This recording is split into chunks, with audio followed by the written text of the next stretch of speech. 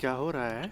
जी सर। ए पिंकी, हाँ रिटन एग्जाम तो बढ़िया गईल, बाकी लागत कि प्रैक्टिकल तो हमरा ले डूबी। हमरा तो बहुत बढ़िया बा, बस एकरा में से नापे के बा और एमे लिख लेवे के बा।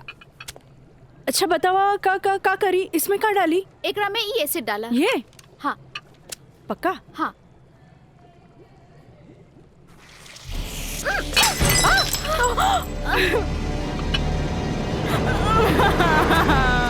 अरे काजल!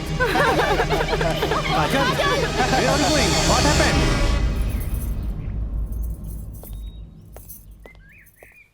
प्रणाम माँ जी। प्रणाम, बैठा। अकेले पेशकार साहब कहाँ रह गइलन? उहे बतावे के बा जे आज उनका कचहरी में देर होखी। अच्छा अच्छा। काजल के आज प्रैक्टिकल के आखिरी एग्जाम रहे, से पूछे के बा कि एग्जाम कैसन गईल। अब देखा बहले तो ऐली ना, कैसन जाए कहा जाए कुछ समझ में नहीं आवत। अभी औते हुई ई देखा। अरे का भइल? अरे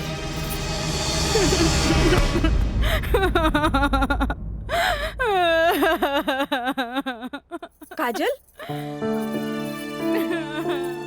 काजल, ए काजल, का भइल? अरे हमनी के अनदेखी करके यहाँ के रोवे लगलू। अरे का भइल? परीक्षा तो ठीक से गई ना? अरे बोल। प्रैक्टिकल खराब हो गए, एन वक्त में टेस्ट बुक टूट गए, हम फेल हो जाए भाई, हम फेल हो जाए। अरे का काजल, तू तो बड़ा जल्दी निराश हो जाई। अब केमिस्ट्री थ्योरी में जहाँ तक हमनी सोचले रहनी, कम से कम तोहरा के 40 मार्क्स तो मिलबे करी। अब प्रैक्टिकल में मार्क्स नहीं हो मिली तब पास होके से के रोकी? बाकी मिथिलेश बाबू, हम तो प्रैक्टिकल में छोड़ के आ गए नहीं। अरे त का भइल, इन्विजिलेटर 0 ही दिहन ना, इतना हदीर काहे होत बारू? हाँ, एग्जामिनर अगर एकरा के इशू बना ले, अब माइनस मार्किंग करें, तब बे फेल होए के बात हो सकेला। अरे तो रो रो के हलकान भैला से का पास हो जेबू? ई देखा था, जा मुँह धो, भगवान सब ठीक करिए। जा। का ठीक करिए? अरे अब कहा होई कुछ समझ में नहीं क्या, कुछ ना बुझाता हमरा के। माँ जी, अब रहुआ परेशान मत होई, एकर थ्योरी पेपर बहुते बढ़िया गईल हा। अरे तो तुहार गाइडेंस रहे तबे ना। अरे साइंस के स्टूडेंट रही त गाइड कर देनी, एमे का। ता ठीक बा, अब तू ही समझावा ओकरा के। ठीक है। हमनी के जीत पावल जाई, समझला? हे, हार के बात करे के बता जो अपना ससुर घर, ससुर के नाती पहले ही हार के बात करता। ये देखा तारे, विक्ट्री है विक्ट्री, विक्ट्री हमनी का हो। अरे पिंटू, एकरा के बता कि हमने जीतब की हारब। जब तक हमनी के टीम में राज बा, हमनी के केहू ना हरा सकेला। केहू ना हरा सकेला।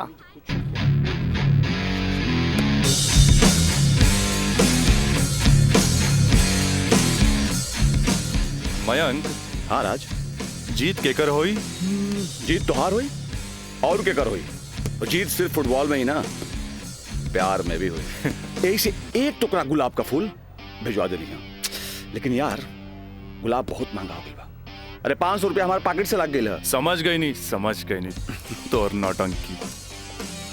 ई ले 1000। पीछे से आवत भी तोहर प्यार और हम चन्नी बाजार। हेलो काजल। हाय, एक सेकंड। चलो लोगिन फैन, मैदाने में अब देखल जाई। हाँ हाँ चला चला। राज, तोहरा हम कैसन लड़की दिखत बानी? शरीफ, अच्छी लड़की। गलत, तोहरा जैसन लड़का खातिर हम एक बहुत ही बदमाश लड़की बानी।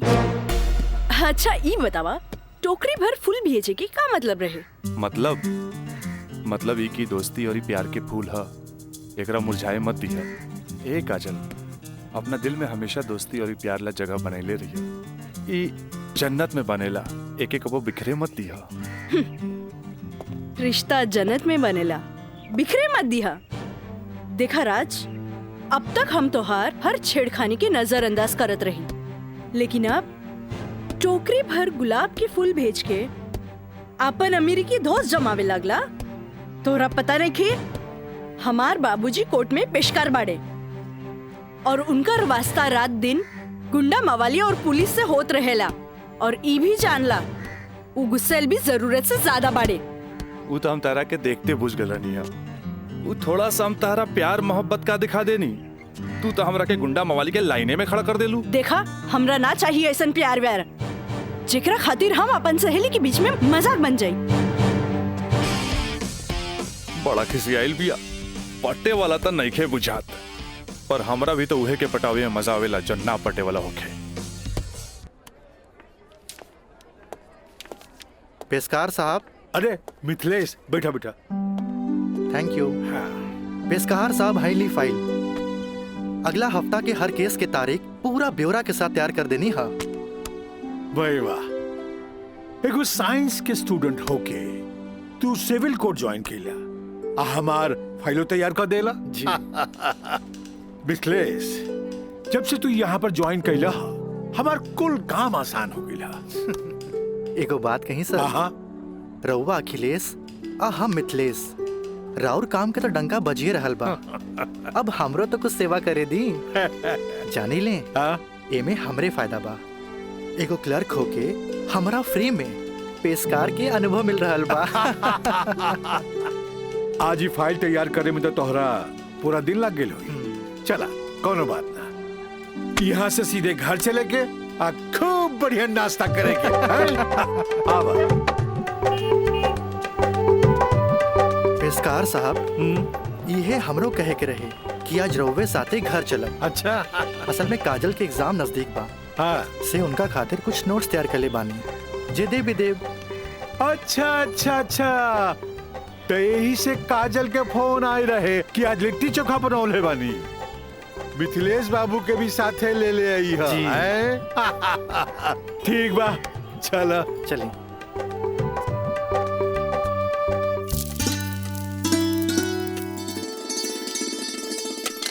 काजल। हाँ माई। बेटा तनी है बैगनवा देख तो।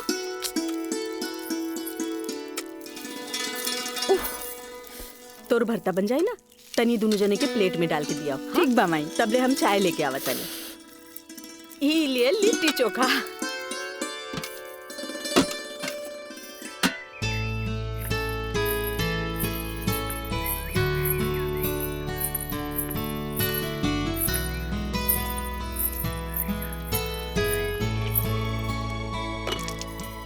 का काजल, कैसन बारू? हम ठीक बानी।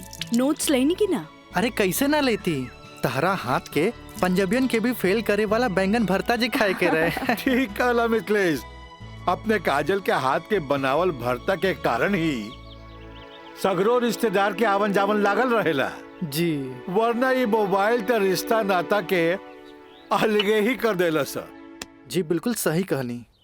काजल, हाई ला अपन नोट्स। हमार अंदाजा है कम से कम इमे से 2-3 सवाल तो जरूर आई। अरे खा भी मिथिलेश, लिट्टी ठंडा हो जात बा। अब ऐसे भी 2 दिन तक लेते ही नोट्स के हाथ लगाए वाला नहीं की, काहे कि 2 दिन के बाद फ्रेंडशिप डे जो ना रहल बा। हाँ। रउआ का समझा फ्रेंडशिप डे? दे 300 रुपया। 300 रुपया? अरे काजल के फ्रेंडशिप बैंड खरीदे के बा। है, और चढ़ाओ अपना बेटी के माथा पर। है फ्रेंडशिप डे, काहे ना कोनो बड़ी सेठ से बियाह कर ले लो। अरे करम में तो पेशकार लिखल रहे, तका करती। काम आई, हमार बाबूजी की कम समझे लो। मजिस्ट्रेट तो आइला जाइला, बाकी हमार बाबूजी की तो सारा जिला जवार जानेला। का मिथिलेश बाबू? हाँ हाँ बिल्कुल ठीक कह लू। ये दोस्ती हम नहीं तोड़ेंगे, तोड़ेंगे दम मगर तेरा साथ ना छोड़ेंगे।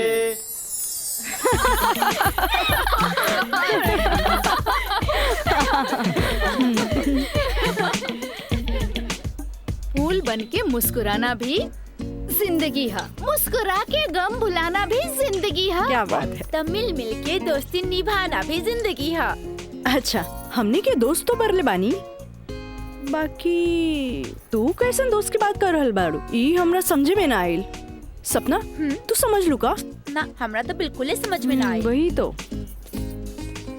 ई का समझी, बाकी हमरा समझ आ गई। कहा तो बता दी। अरे बताओ बताओ।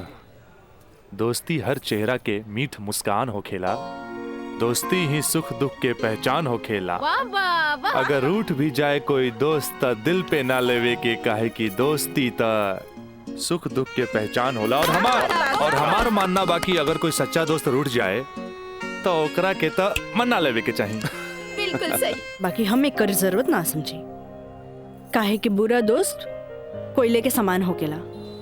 गरम होके तो हाथ जला देवेला और ठंडा होके तो हाथ काला कर देवेला। बड़ा आए दोस्ती समझावे वाला।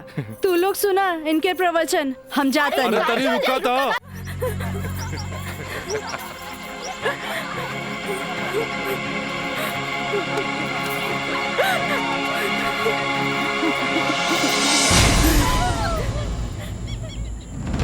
ये काजल, तोरा परेशान होके के जरूरत नहीं खे। खबर भेजवैनी हा, राज आपते हुई। May I coming sir? Yes come in. का बात बस सर, आप हमके बोले नहीं हो? हाँ, ई का सुनतानी हम हो, तोरा जैसे स्टूडेंट के वजह से ही कॉलेज के बदनामी हो जाला। को एजुकेशन के मतलब ही ना हा कि कॉलेज में कोई लड़का लड़की के छेड़खानी करे। लेकिन सर हम कुछ ना सुनने के चाहता नहीं। अब कोई ना कोई स्ट्रिक्ट डिसीजन हमरा लेवे के पड़ी। ठीक बा काजल, तू जा सकेलू। जी सर, थैंक यू। लेकिन सर हम ऐसा क्या कर देनी है कि काजल आपके लगे हमारी शिकायत लेके आ गई है? शुक्र मनावा कि वो हमारा पास आ गईली। अगर पुलिस के पास जईती त सीधे अरेस्ट हो जाता। बुझला, आजकल ऐसा कानून आ गइल बा कि एकरा में बेलो ना मिलेला, सीधे जेल होखेला। बाकी सर वहाँ और भी तो लड़का लेके रहे। हाँ, अरे ये तो हम कहे के चाहत नहीं तोहरा। और भी लड़की रहे, यह लड़की के छेड़े के का जरूरत रहे? वो पेशकार के बेटी के मामला बढ़ जाई त का होई? तोहर बाबूजी के हम काम मुंह दिखैती। आइंदा ख्याल रखी है, तू जा सकेला। ठीक बा सर, थैंक यू। मयंक भाई, बहुत टाइम लगिल प्रिंसिपल के यहाँ। अरे तो आबते हो ना। का बात भइल? बड़ा टाइम लागत दला। कहत रहे हाँ, ऐसन के काहे पटावेला जौन शिकायत लेके आवे, ऐसन के पटावा जौन शिकायत ना करे। तो प्रिंसिपल साहब गलत का कहत बड़ा? पता ना काजल में का देख लेले बड़ा कि वही के पीछे भागा जात बड़ा। तोहनी के ना बुझाई, हमरा ओकरे पटावे में मजा आवेला जौना के पटावल मुश्किल बा।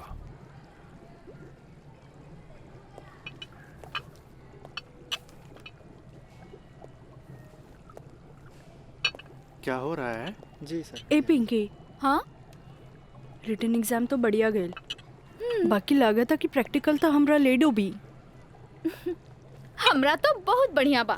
बस एकरा में से नापे के बा और एमे लिख लेवे के बा। अच्छा बतावा का करी? इसमें का डाली? एकरा में ई एसिड डाला। ये? हाँ पक्का? हाँ।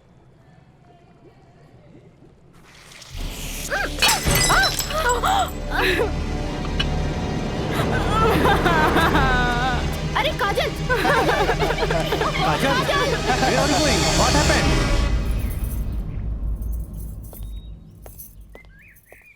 प्रणाम माँ जी।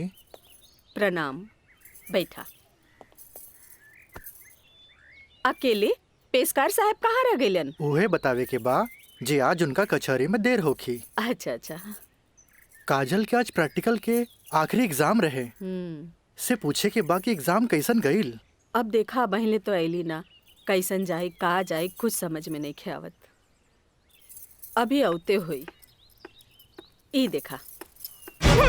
अरे का? अरे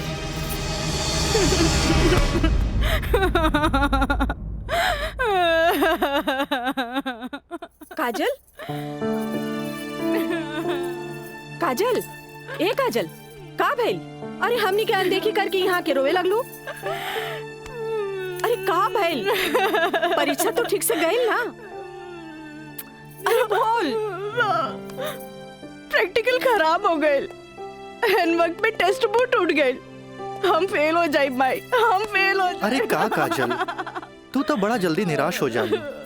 अब केमिस्ट्री थ्योरी में जहाँ तक हमनी सोचले रहनी, कम से कम तोहरा के 40 मार्क्स तो मिलबे करी। अब प्रैक्टिकल में मार्क्स नहीं हो मिली तब पास होके से के रोकी। बाकी मिथिलेश बाबू, हम तो प्रैक्टिकल में छोड़ के आ गए नहीं हो।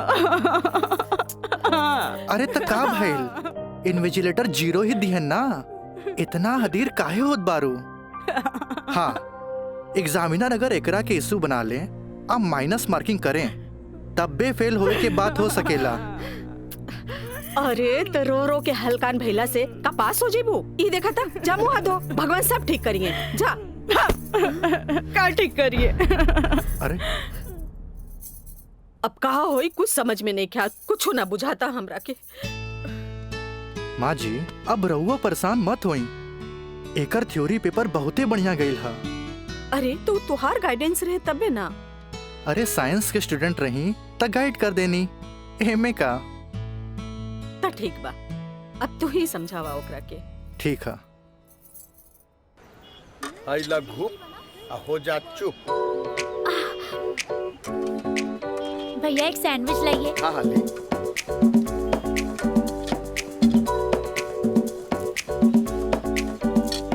मुझे भी तो दो, और तीखा बा। भैया जल्दी से दो ना, मुझे भी। लेकिन छोला थोड़ा ठंडा हो गया है ना। अच्छा बा, ठीक बा। भैया रायदा, अब हमरा के चाहिए बस। अरे खाना यार, कहे अभी से एग्जाम में फेल हो गए लुका। हाँ, कहे चिंता में बड़ू हो। हाँ, चिंता ना रही का, थोड़ा नहीं के। Excuse me girls. काजल, तू तो बुझाता कि अभी लेक हमरा से नाराज बाड़ू। अरे नाराज तो हम हो रही तारा से, पर हमरा हमार दादाजी के सिखावल एगो बात याद आ गई। कोई भले ही बोए तोहरा ला काटा, तू बोए ओकरा ला फूल। देखा काजल, तू तो प्रिंसिपल साहब से जाके हमार शिकायत कर देलू, पर हमरा हमार दादाजी के सिखावल उ बात याद आ गई। भाई तो उनकर पोते नू, हम जकरा चाही लेनू ओकर पूरा ख्याल रखी ले, है ना। देखा है ने, और ये बात के पता तोरा बड़ा जल्दी लग जाई, बुझाइल। गर्ल्स, आप लोग के रिजल्ट आ चुकल बा। अच्छा। और ये क्लासरूम में आप लोग का रिपोर्ट कार्ड बांट रहल बा। जाई चल चला जल्दी चला। अरे जल्दी चला चल। ए काजल, कांग्रेचुलेशन, आपके केमिस्ट्री के प्रैक्टिकल में 20 में 20 मार्क्स मिलल है। Mister Raj, for your kind information, हम केमिस्ट्री प्रैक्टिकल एग्जाम ही छोड़ देनी है। ऐसे अपन कांग्रेचुलेशन अपने पास रखी। हाँ। Roll number 31। यस सर।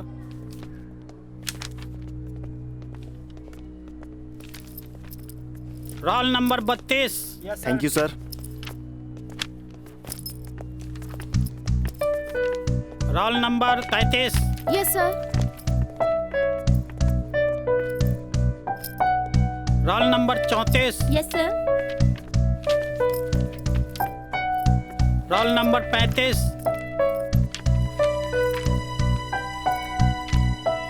Roll number 36।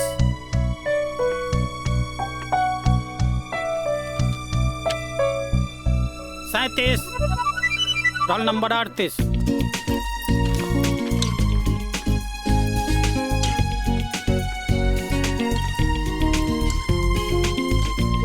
है ना। देखा है ने, और ये बात के पता तोरा बड़ा जल्दी लग जाए, बुझाइल। ए पिंकी पूजा, हाँ, का ई देखना। हाँ? हमरा के सच में केमिस्ट्री प्रैक्टिकल में 20 में से 20 मिलल। ये जरूर राज के कारनामा है। कहे कि ये इन्विजिलेटर शर्मा जी ओकर बंगले पे तो ठहरल रहलन। ओह, हाय मैं मर जावा। अगर तोहरा जगह पे हम रहती ना, तो राजा के तो रानी बन जाती। जा बन जा। तारा के देख के ना एगो बात याद आ गई। इया कहे धिया धिया, धिया कहे चिया चिया। एक हुआ जौन तहरा पे जान छिड़केला, और एगो तू हा जौन एकरा के ठेंगा दिखावत हिया। अच्छा चला चला, हम तो परीक्षा में पास हो गए नी, ये हमरा खातिर बहुत बड़ा बात बा। पापा देखिए तो बहुत खुश हो जाइए। हाँ, चला चला चला।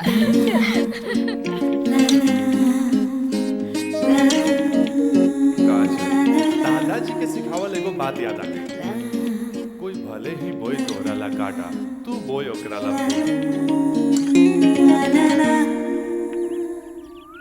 ई ले।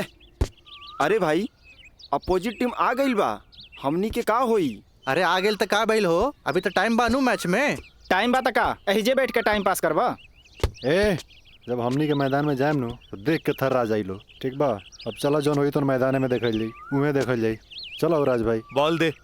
तोहनी के इतना हड़बड़ी बना तब बड़ा सन हम आवाता नहीं। चलो लोग चलो आवा।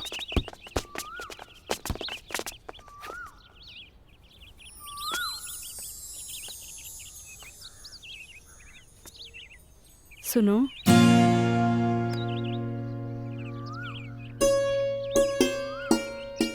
सॉरी राज, हम तोहरा के गलत समझने, लेकिन तू तो सच में दिल के राजा बाड़ा। और तू ये राजा के दिल के रानी। ए काजल, हम तारा के बहुत चाहेनी। Thanks for chemistry practical marks. WhatsApp number मिली का? व्हाट्सएप? हाँ ठीक बा, ले ली। 8291 71 7752। 8291717752।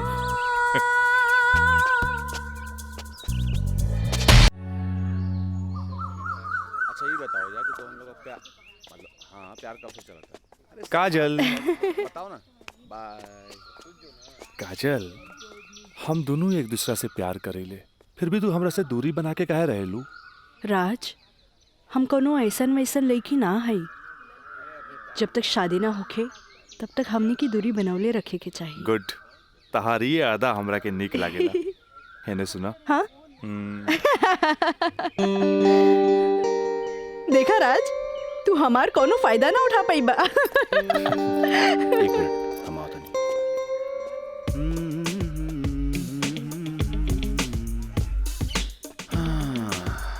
राज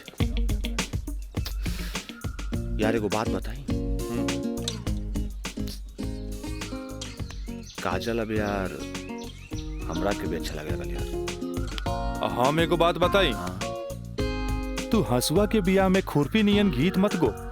वो तो और भाभी लागी। का लागी? भाभी। चल।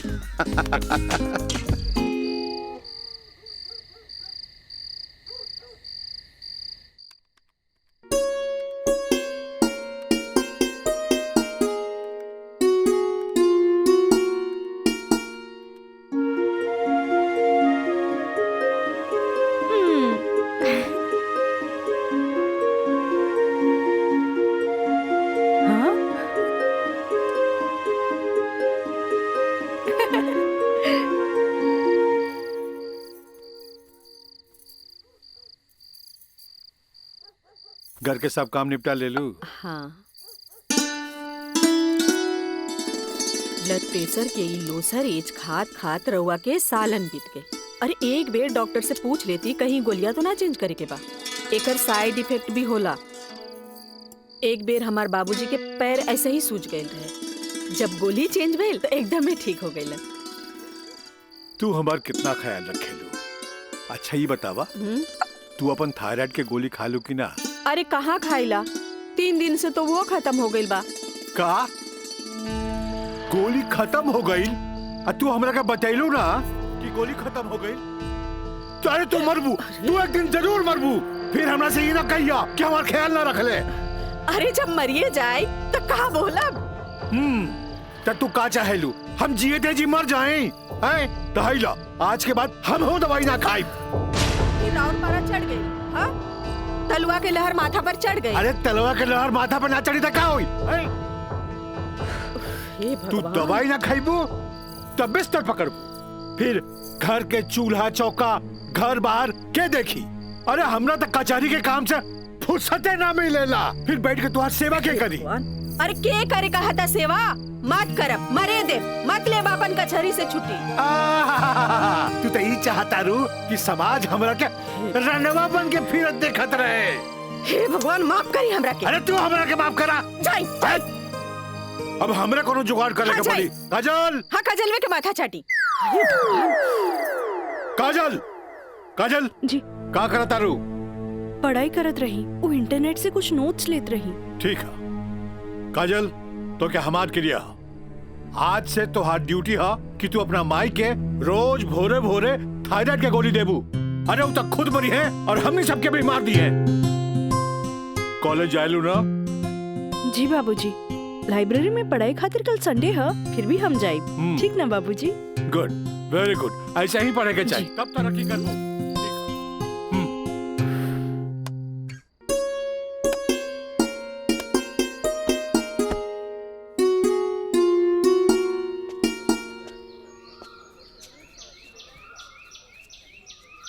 काजल। Thank you. काजल, हम दोनों एक दूसरा के बहुत चाहिए, पर जब हम हमरा फ्यूचर के बारे में सोचिले तो हम देखिले कि हमार बाप के पास बहुत दौलत बा। उनकर दौलत के संभालत संभालत हमार जिंदगी गुजर जाई। हमरा ये आम आदमी नियन नौकरी चाकरी करे के फुर्सते ना मिली। अब बस तू हमरा जिंदगी में हमार जीवन साथी बन के आ जा तो हमार जिंदगी एकदम मजे में गुजर जाई। ए काजल, तू काहे ना अपना बाबूजी से हमरा बारे में बात करेलू? बाबूजी से? ना बाबा ना, हम ना बोल सकेनी। हमार बाबूजी बहुत गुस्सेल बाड़न। वाह भाई वाह, इकलौता बेटी भइला के बाद भी तू अपना बाबूजी से बात न करबू काहे कि बहुत गुस्सेल बाड़े। और इकलौता बेटा भइला के बाद भी हम अपना बाबूजी से बात ना करब काहे कि बहुत पैसा वाला बाड़े। ऐसन में तो हमनी के सपना धरल के धरल रह जाई। काजल, काहे ना हमनी के भाग के शादी कर ले जाओ? बिना बतैले भाग के शादी कैसे कर सकेनी? हाँ काजल, हफ्ता भर के तो बात रही। हमनी के भाग के कहीं भी शादी कर लेल जाए और ओकरा बाद अपना अपना बाबूजी के बता देहल जाई। सोचत का बाड़ू तारा से ऊंच कूल और धनाट घर के हई। जब तू अपना बाबूजी के बतैबू नु तो ना कर पाई है। और हमहू जब हमरा बाप के बताएब कि हम भाग के शादी कर ले बानी तो नाहियो चाहते हुए भी तारा के अपना बहू के रूप में अपना ली है। ए काजल, हम तारा बिना एक पल भी ना जी सकीले। ठीक बा, हम कोशिश करब। इनु भइल बात। अब छोड़ा हमरा, बाय।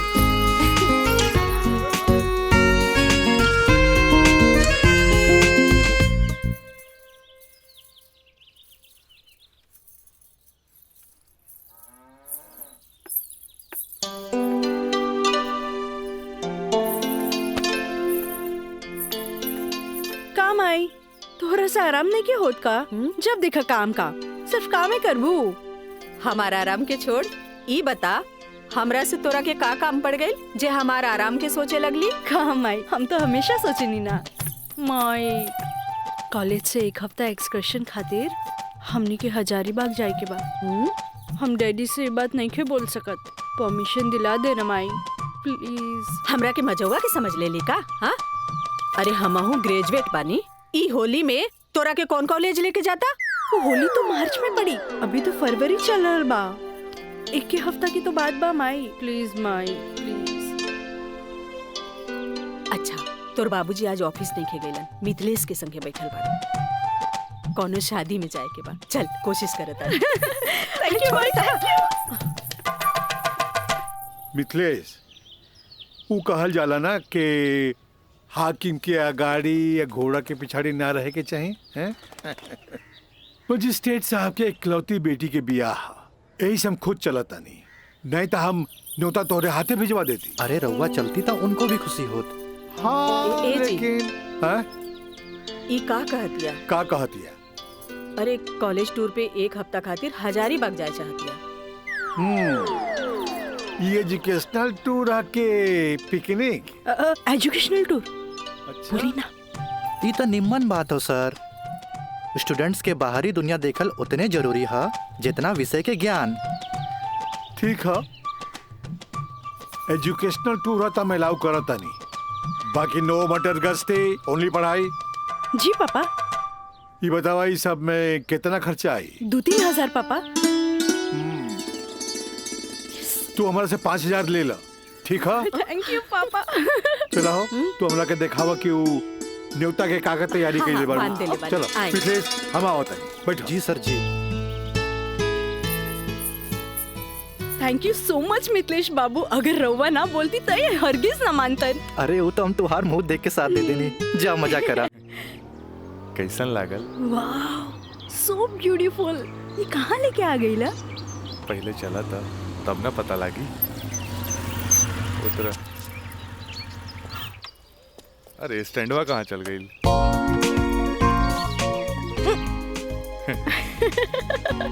बड़ा धांसू सजीले बा। हाँ चला चली। हाथ दा। कहाँ जाएगी है? इधर। हाँ इधर। जगह तो बड़ा झकास बा। क्या यार राज, कब से हम तुम्हारे इंतजार करत बनी, इतना लेट कर दे तू। मयंक, राज, मयंक यहाँ? हाँ एकरा पहले भेज देनी। इस सारा जे तामझाम बा, इस सब के अरेंजमेंट के करी। यार तो हम लोग का शादी खातिर एक विद्वान पंडित से बात कर ले बानी, और देखा तोहनी के आराम खातिर यहाँ सारा साधन सुविधा मौजूद बा। और हाँ हनीमून खातिर स्वीट रूम भी बुक कर ले बानी। और देखा अब हम निकलता नहीं, कहे कि हमारा के मंदिर जाके बा, और मंदिर जाके पूरा शादी का सामग्री लेके आके बा। बाप रे, इतना सब तैयारी। अरे शादी की करबा, हमार दोस्त राज का शादी बा। गलत बात।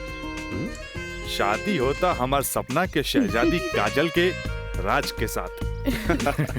अच्छा देखा यार, जो तो पैसा दिला सब पैसा खत्म हो गई कुल ताम झाम में। ऐसा करा कि तू 25,000 रुपया और दे दा, क्या है कि बहुत सारा काम बाकी बाबी। पैसा के कौन बात भाई, ये ले। अगर बाबूजी अगर ये शादी करते नु तो लाख के खर्चा लाखों में चल जाई। दोस्त महिम रिश्तेदार पूरा शहर के बुलाते। और वैसे भी तो बाबूजी जब रिसेप्शन पार्टी दी है तो जाई खर्चा बढ़ी। अच्छा हम निकल रहे हैं, बहुत सारा काम बाकी बा। ठीक बा, तू लोग आराम कर। चलो बाय बाय बाय। तो काजल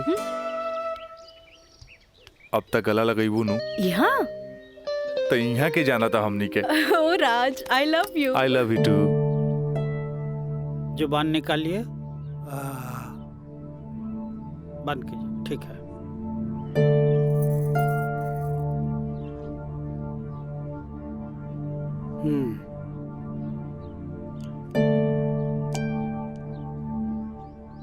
सांस लीजिए और जोर से।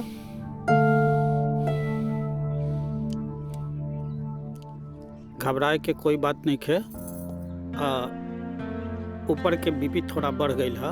अच्छा। से लागता कि काम के प्रेशर ज्यादा बा। जी नया मजिस्ट्रेट आइले हाँ, से कुछ ज्यादा ही फाइल इनके हवाले कर देले हाँ। ठीक है, ठीक हो जाई। अभी आंख लगल बा, सोए दिन का के। और हाँ, पानी पियावल करी, काहे कि पानी पियला से पेशाब यानी यूरिन पास हुई तो रिलैक्स हुई है। जी जी बाकी दवा वही चली। जी डॉक्टर साहब। जी डॉक्टर साहब, हाईली अपन फीस। ई का करतानी, जे आदमी पेशकारी में हमरा से कहियो फीस ना ले ले, उनका से हम फीस ली रह दी। डॉक्टर साहब थैंक यू, थैंक यू। प्रणाम डॉक्टर साहब।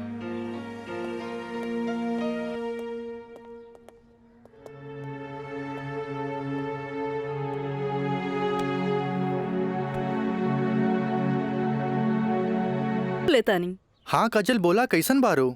माई बाबूजी कैसन बाड़न? बाबूजी के तबीयत खराब बा। बीपी बढ़ गई हा, से सुतले बारन, उठाई का? हाँ, नहीं छोड़ दी, यहाँ सब ठीक बा। आप कैसन बानी? हाँ हम तो ठीक बानी। माई की बुलाई का? ना रहे दी, आके हम सरप्राइज दे। Okay bye. Okay bye. केकर फोन रहे? काजल के। अच्छा वहाँ के ठीक बारी अच्छा खोज खबर लेत रही। अच्छा माँ जी, हम चलत तानी, सांझ के फिर से आ जाए। ठीक बा।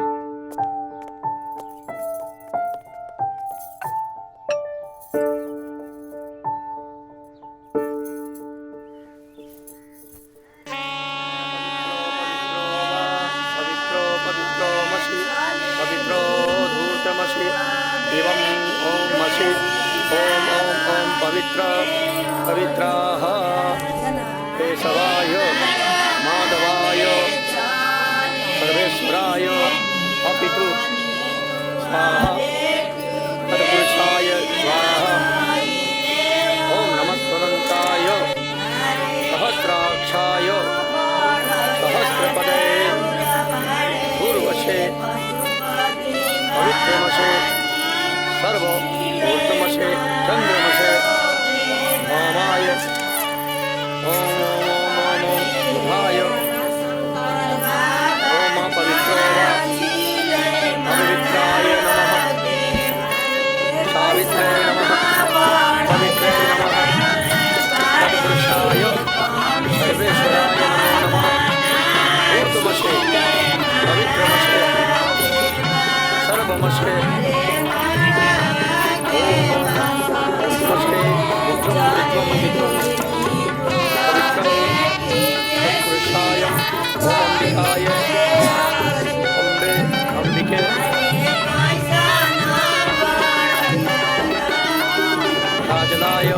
राजाय नमो नमो नमो नमो विवाह संपन्ना भवतु।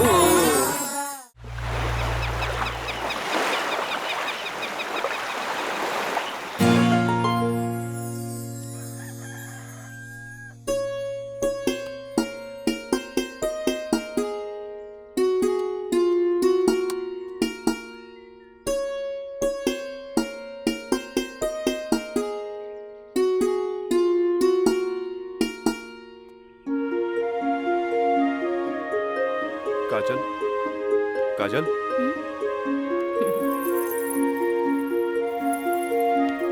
Good morning. Good morning. उठे के मन तो हमरो ना करत रहे, पर खाली सुतल रहला से जिंदगी ना नु चली। चाय ले लो, गर्मा गर्म चाय। मयंक अपने हाथ से बनेले बन। ए ओ कुछ ना, सिर्फ भाभी खातिर और ई गर्मा गर्म चाय। काजल इस शादी ब्याह में कुछ ज्यादा खर्चा हो गई। हमरा घरे जाए के पड़ी। वो कहा कि अपने बाप से कुछ पैसा भी ले ले और उनका के इस शादी ब्याह के बारे में बता के पटा भी ले। आखिर तेहरा के ले जाके उनका आशीर्वाद भी तो दिलावे के बा। लेकिन तबले हम कहाँ रहब? अरे यहाँ रहबू, तहारी देवर बानू मयंक। हाँ? का मयंक भाभी के ख्याल रखबे ना? बिल्कुल बिल्कुल ख्याल रखब। ये ले पैसा। अरे और वाह। यहाँ के सब बिल उल चुका दिए। बिल्कुल भाभी, टेंशन नहीं लगा, कोनो जरूरत नहीं के, हम बगल वाला कमरा में बाड़ी। और हाँ, तू चाय पी के फटाफट फ्रेश हो जा और जन खाए पिए कोई ऑर्डर दे दिया। ठीक ठीक बा। और हम रात से छोड़ के यूं आवता नहीं। तू चल, हम आवता नहीं। चल। ए काजल,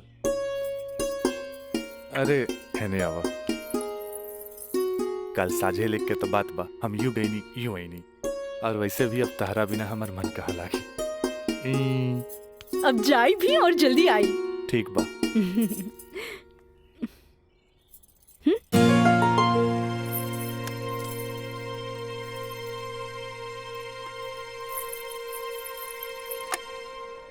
हेलो। हाँ, अरे देख रही हो कि मैं ऑफिस में हूँ, कितना काम पड़ा है, कितनी फाइलें पड़ी हैं, और तुम हो कि ये ले आइएगा वो ले आइएगा। हद कर दिया तुमने यार। मैं कम इन सर? कम इन। अखिलेश बाबू कैसन बाड़न? जी बीपी तो कंट्रोल में है, बुखार के वजह से थोड़ा कमजोरी आ गई है, यही से शुक्रवार तक की छुट्टी की अर्जी दे ले हैं। कोनो बात नहीं के, दिन रात काम करे वाला आदमी के अरे थोड़ा बहुत आराम तो चाहिए ना। जी कह दिया ऑफिस के चिंता न करे जी, जब वो ठीक हो जावे तबे ऑफिस आवे। ला एकरा के फाइल में लगवा दे। थैंक यू सर।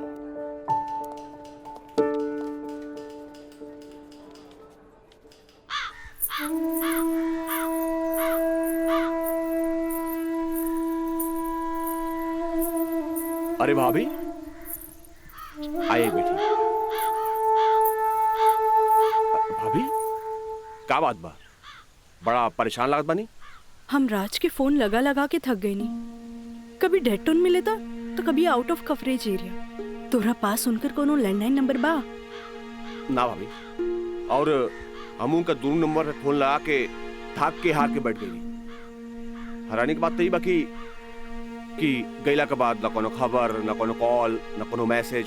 भाभी तू टेंशन मत ले, हम अपने को दोस्त के भेजले बानी और जैसे ही खबर मिला था सबसे पहले हम तोरा के बताई। ठीक बा, हम अपन कमरे में बानी। अरे भाभी घबराए कोनो बात नहीं की, हम बानी ना।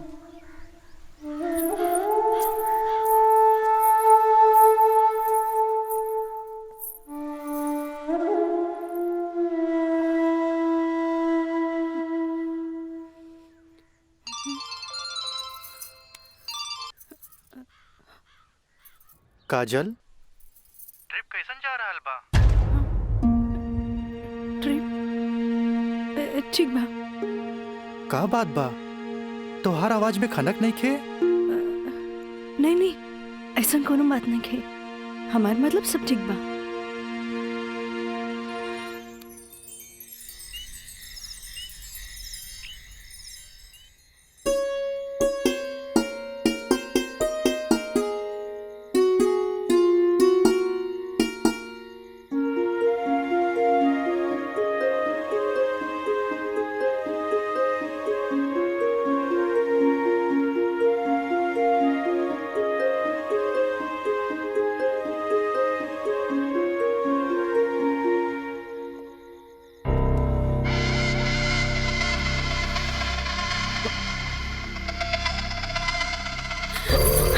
देवर जी, मयंक, ये क्या बदतमीजी है? चल जाइए यहाँ से, वरना राज के बता दे।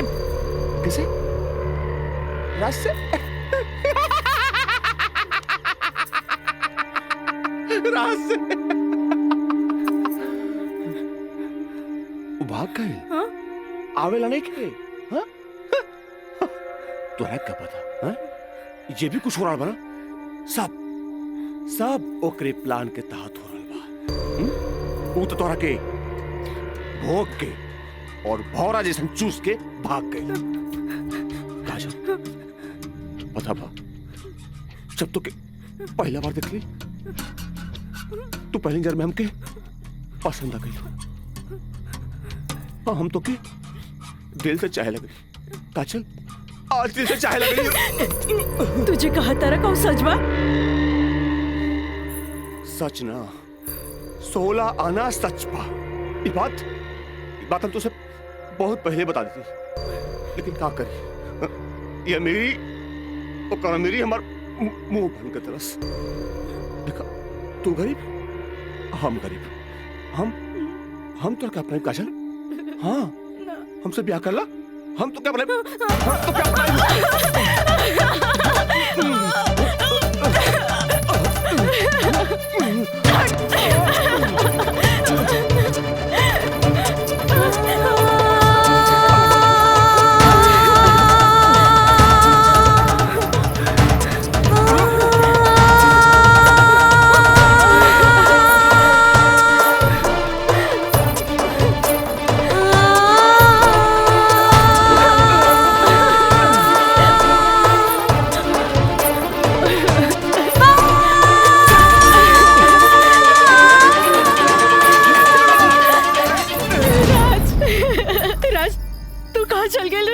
छोड़ के ये महंग तो और काजल के बर्बाद करेंगे चाहत रहे। तू बोलत काहे नहीं कि राज बोली ना। हम जहाँ भी गए रही तोरा का मतलब बा? और ये मयंक वैसे भी तोरा सारा के सारा सच्चाई बता देले होई। ये हमार बदला है काजल, बदला। प्रिंसिपल से शिकायत करके ते हमरा के पुलिस और कानून के धमकी तो दिला देले रहलिस, पर अब ब्याहता बन के सुहागरात बनेले बाड़ी। एक रखे छेड़खानी और रेप के नाम तो नानू दे सकेली। भाभी देख ले लो, हम कितना गला फाड़ फाड़ के चिल्लाता ली, गला फाड़ फाड़ के चिल्लाता ली। भाभी हमसे ब्याह कर ला, हम तो जिंदगी भर साथ निभाए, लेकिन ना तोहार तो खोपड़िया में औते ना रहल। देख ला, ठीक है ही तो कहा था। हाँ? ए काजल, तू मयंक से ब्याह कर ले। ऐसे भी एकरा हमार जूठन खाए की आदत बा। तू अब बस हमारे को जूठन बारू, जूठन जूठन।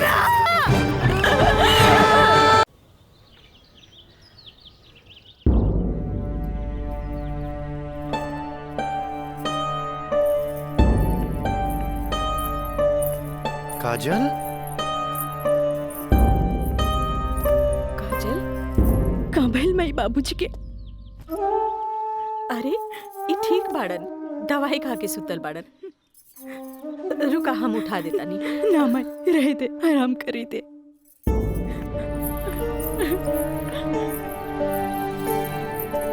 काजल का भइल सर? सर का भइल?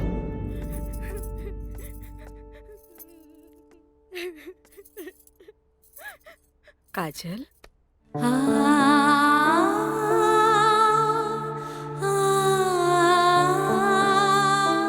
अरे इतना रोवे की कोनो जरूरत नहीं खेबी। तोर बाबूजी ठीक बाड़न। अरे वो तो बुखार के कारण ब्लड प्रेशर बढ़ गई रहे। इतना परेशान मत हो, इतना परेशान मत हो। माई हमरा से बहुत बड़का गलती हो गई। हम एक्सकर्शन में ना गए रहे, बल्कि हम अपन बॉयफ्रेंड के साथ गए रही और वो हमरा के दगा दे गए।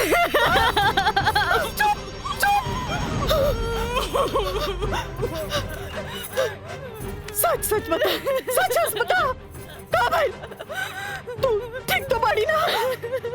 तू ठीक तो बाड़ी ना? हम ठीक तो ना बानी माई। माई तू हमरा के एक वचन दे कि तू हमरा से दोबारा कुछ ना पूछबे।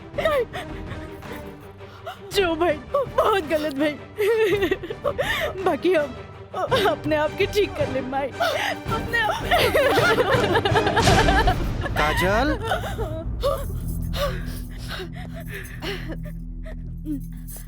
काजल बाबूजी तोरा के बुलावत आ रहे।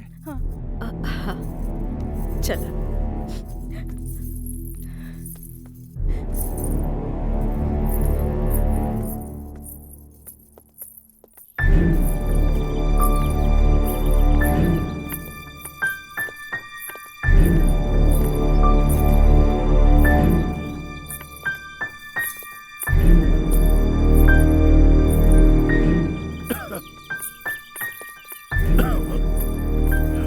प्रणाम बाबूजी।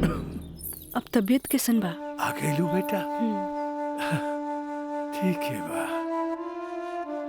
तू बतावा तो ट्रिप कैसन रहा और अब आगे पढ़े के का प्लान बा बेटा?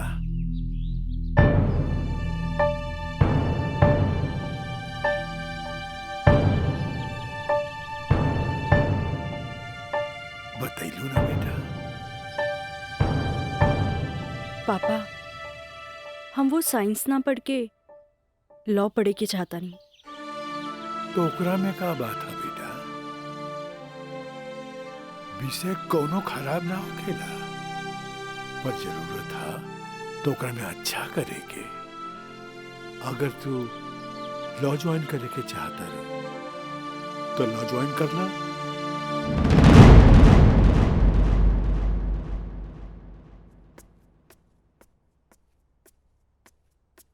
का काजल बेटिया तबीयत ठीक बानो? क्लास कब के खत्म हो गई? तू बैठल वारू बंद करे के रहे। हाँ काका रूम लॉक कर दी। हम तो बस ऐसे ही बैठ गए रही। अच्छा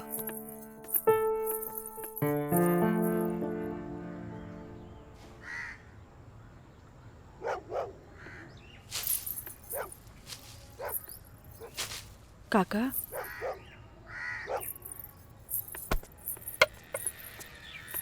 अरे बिटिया तू फिर आ गेलू? अरे हम कई साल से देख रहल बानी कि हर 3-4 महीना पर तू आ जालू। पर बिटिया राजा तोहरा से नइखे मिले चाहता। वो बड़ लोग हवन, उनकर जिंदगी में तारा जैसी लड़की की कीमत चाय के कुर्बा के बराबर हा, जे पी के फेंक देवला। काका तोहरा का लागता कि हम को फिकल कुर्बा है? नहीं बिटिया नहीं, ऐसी बात नहीं की। जे हम देखिला से बताइनी बिटिया, हम उनकर घर के नमक खैले बानी। फिर भी जब जब तू आयलू हम उनका बताइनी, पर राजा बाबू है कि एक कान से सुनेला और चल जालन। पर बिटिया हम वहां के नौकर हैं। फिर भी अगर हम तहरा काम आ जाई ना तो हम अपना एक बहुत खुश नसीब समझब। काहे कि तू जब जब आवे लुनू हमारा देखल नहीं जाला बिटिया। काका अब की बार उनसे कह दिया कि काजल आखिरी बार आयल रहे, एगो घड़ा रहे जेकर पानी ऊपर तक भर गई।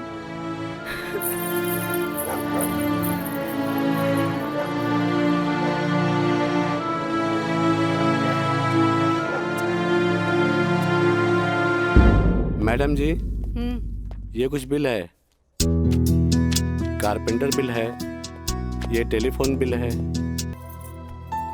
हाँ तो कैसी है कि मुवक्किल एक गरीब लड़की है जेकरा के शादी का झांसा दे के पहले भोगल गई और बाद में जूठन की तरफ फेंक दी। वो दहेज के केस न कर सकत रहे काहे कि वो गरीब रहे। वो रेप के केस न कर सकत रहे काहे कि वो अपने घर वालन के मुंह पर गालिक न पोते के चाहते। वो प्रताड़ना का केस भी न कर सकत रहे काहे कि वो घर में कब्बो रहली नहीं। अब वही मुवक्किल का केस तो के लगे। अब वही गरीब लड़की का केस एक पढ़ा लिखल समझदार वकील के लड़ेगा। काजल, हमरे नजर में तू एक मर्द लड़की बाड़ू। हमें फख्र बा कि तू हमारे असिस्टेंट बाड़ू। आई एम प्राउड ऑफ यू बेटा। जी सर, थैंक यू।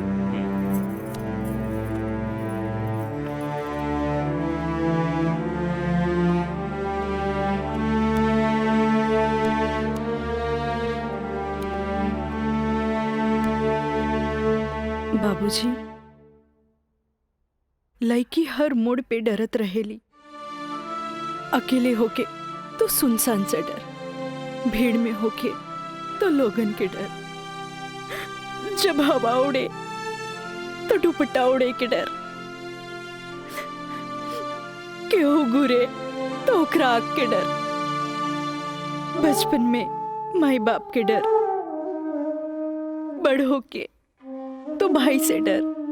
सिर्फ डरत रहेली, तब तक डरत रहेली जब तक ओकरा जीवन साथी ना मिल जाए। और हमार जीवन साथी तो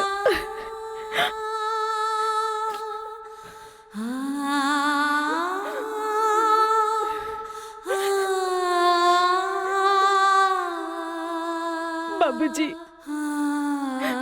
आज हमार पहला केस बा, राउर आशीर्वाद चाहिए।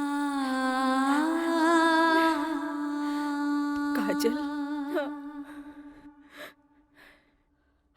माई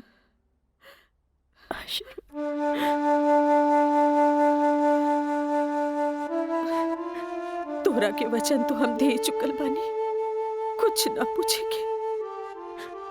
बाकी जौन काम में तू लगल बाड़ा, हमारा आशीर्वाद बा तोहरा के कामयाबी हासिल हो।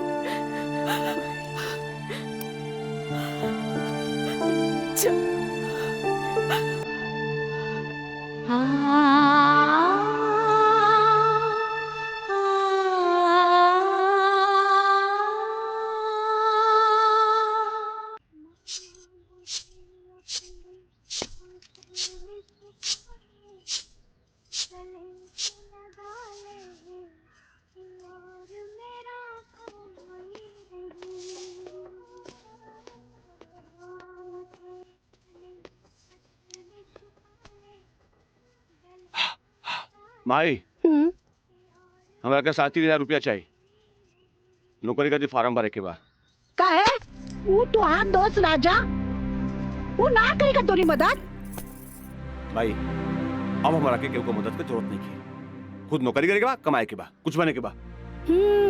यही तो हम कहा था नहीं, उम्मीद हो चलल, नौकरी ना करबे तो कौन बाप अपन छोकरी तोरा से ब्याही। हमरा का, हमार जिंदगी के का, आज है कल ना रहा, फिर बहुत हो गया भाई, चल पैसा दे। दे पैसा, तोरा से मुंह लगाए बेकार है। पैसा पैसा पैसा। हाँ हाँ दे। देता नहीं।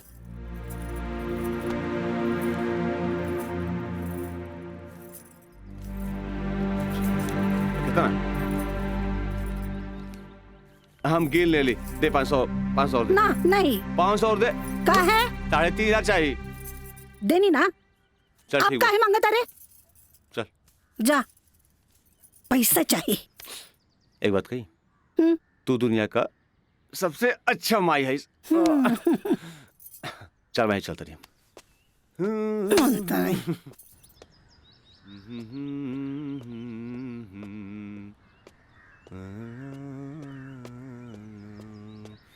मयंक,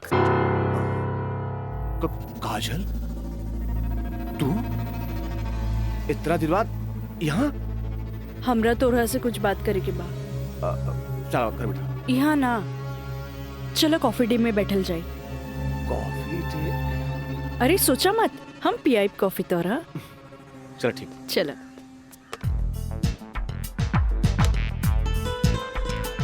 इला। Thank you. पिया ना।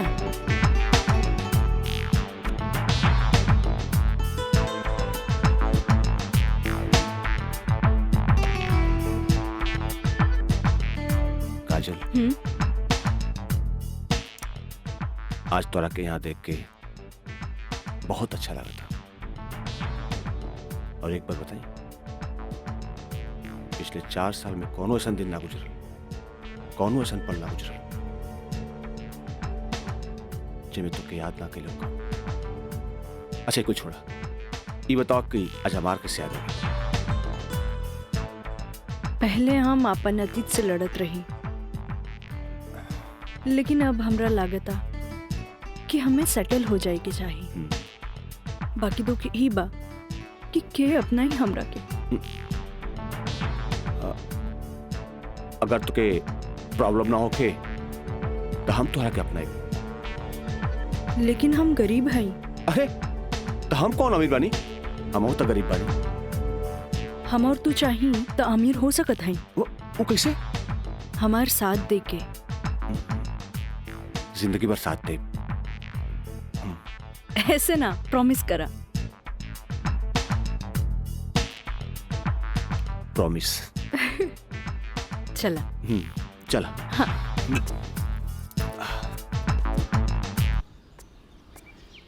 मिथिलेश जी, कोनो देर तो ना भइल? अरे ना बाबा, पहले ई बतावा भइल का? मयंक से साथ देवे की वादा ले लेनी है। अब तू अपन मिशन में कामयाब जरूर हो जाएगी। आगे देखी, लेट्स गो। सुनी, एगो बात कही, सब कुछ जानला के बाद भी आप हमें हेल्प करत हैं, ऐसे हम कबो ना भूल सके।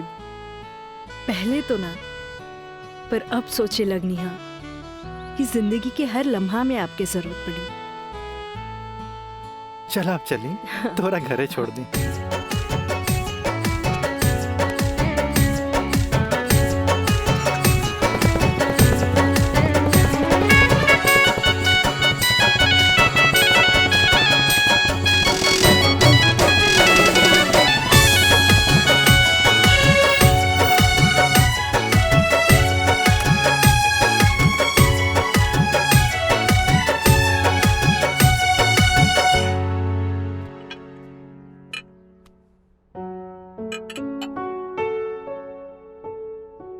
सुनी, एगो बात कही, सब कुछ जानला के बाद भी आप हमें हेल्प करत हैं, ऐसे हम कबो ना भूल सके।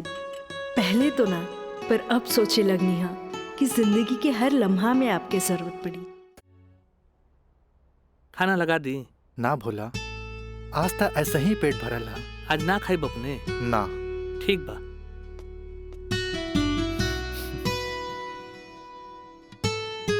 मैं पंडित देवी दत्त शर्मा। का कहनी है? देवी दत्त शर्मा।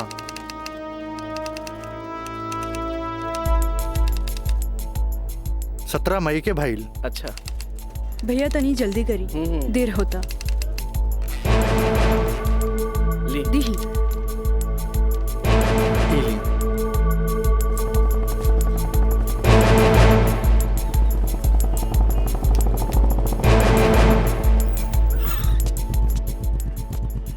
आ गए नहीं टाइप करा के? जी। लाइन लाइन दस्तखत हम कर दी। एली।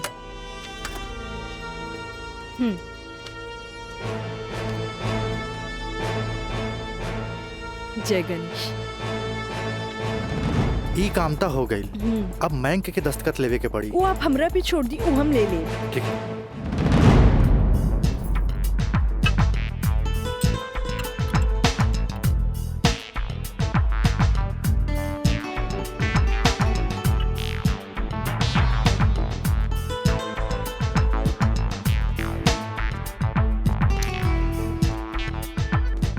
हेलो।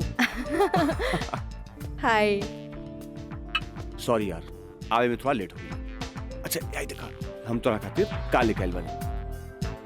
अच्छा पहले चाय पिया। इला।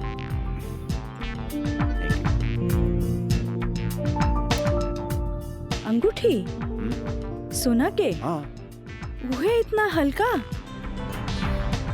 मन तो रहे कि हीरा के लेके आई थी, लेकिन का करी, पैसा का तंगी। अच्छा ई बतावा, खुशहाल जिंदगी जिए खातिर तोहरा कितना पैसा चाहिए? 20 लाख।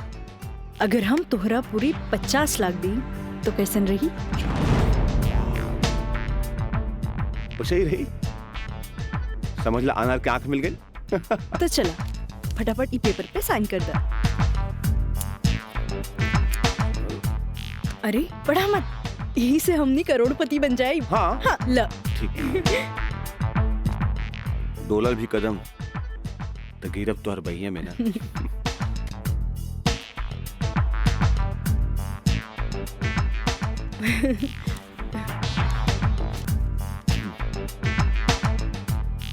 आज से हमनी का नया जिंदगी का शुरुआत।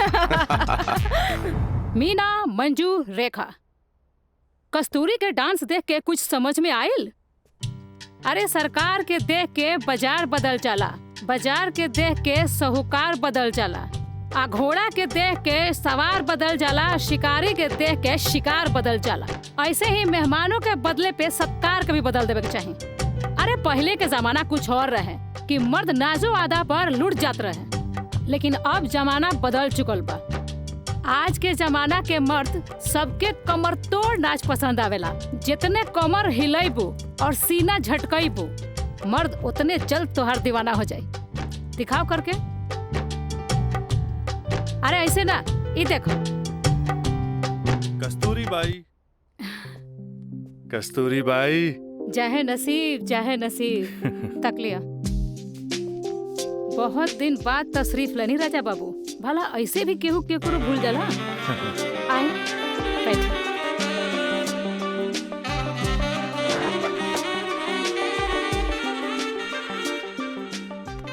ना कस्तूरी बाई, हम भुलाइल नहीं की।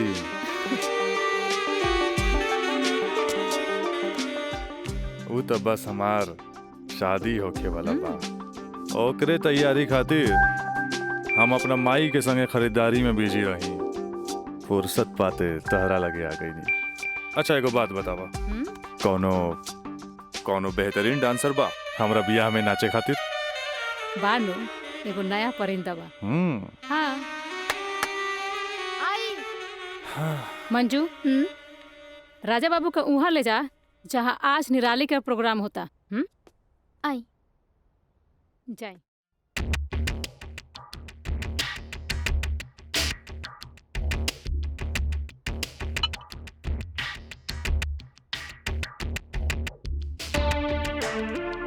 कस्तूरी, तहार निराली हमरा बहुत पसंद आई।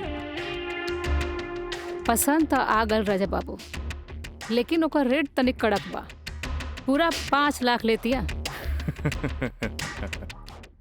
लाख 2 लाख तो हम तहरा पे ऐसे ही उड़ा दिला, तो 5 लाख कौन बड़का चीज बा? ओकरा से कह दिया हमार बियाह में अगर कमर तोड़ नाच करी ना, हम ओकरा सोना ना जराओ हीरा के अंगूठी देव, उहो अपना तरफ से। और बाकी के रिश्तेदार जे ओकरा पैसा दी हैं वो अलग बात। एक कस्तूरी, हीरा के अंगूठी केहू ऐसे ही ना देवेला। अच्छा, तो ऊ रवा दिलो दिमाग में इतना घुस गई बिया। अच्छा एगो काम करब, तनी हेने लावा, हमरे तरफ से ईला। हाँ डैडी, का बात बा? तू जहाँ बड़ा जल्दी से चल आवा। ठीक बा, हम अभी आवतानी। बड़ा कमजोर पर और ना मुराद इश्क ऐसे उतारा के जाम लहले बगैर चल देनी। हाँ कस्तूरी भाई, डैडी के कुछ जरूरी काम आ गइल बा, से जाए के पड़ी। ठीक बा, अब डैडी के फोन आइल ह तेमे हम का बोली। चला तनी, बाय।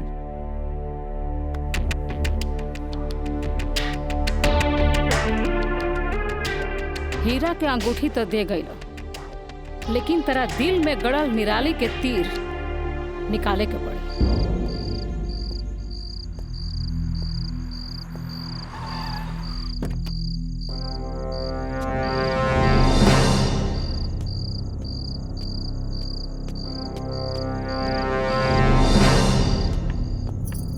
क्या बात बा डैडी, इतना अर्जेंट में क्या बोले नहीं हमरा के?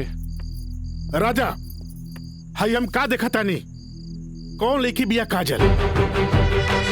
अपना मुंह में करखा लगावे खातिर ओकरा से बियाह कर लेला और फिर ओकरा वही छोड़ के भागीला।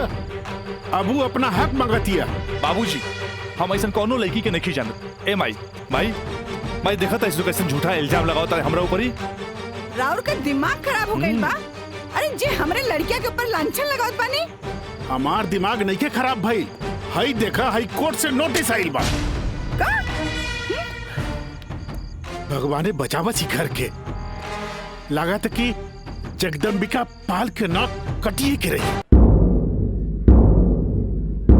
केस नंबर 5078, काजल सिन्हा वल्द स्वर्गीय अखिलेश प्रसाद सिन्हा व राजा सिंह वल्द जगदम्बिका सिंह।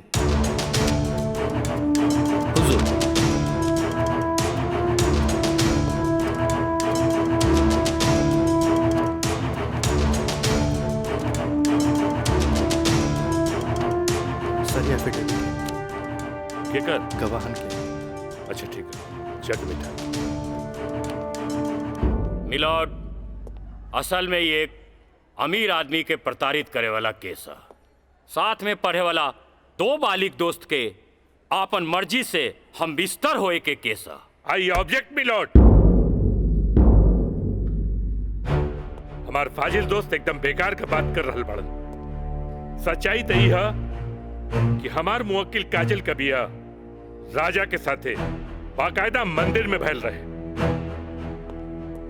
और यह 2 गवाहन के एफिडेविट। एगो राजा का सबसे खास दोस्त मयंक और दूसर बियाह कराए वाला पंडित। आप देख ली। 4 साल बाद हमार फाजिल दोस्त के मुवक्किल कहाँ रहले?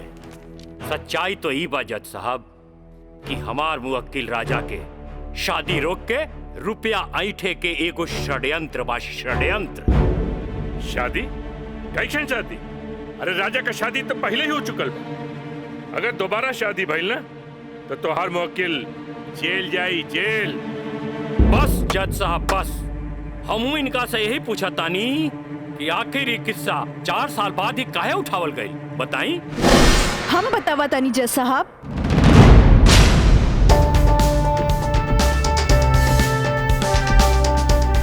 हम बताई।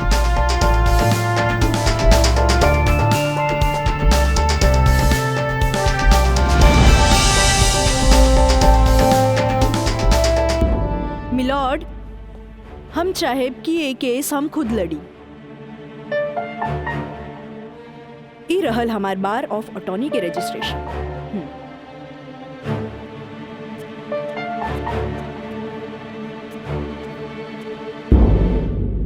Okay, you can proceed. Thank you sir.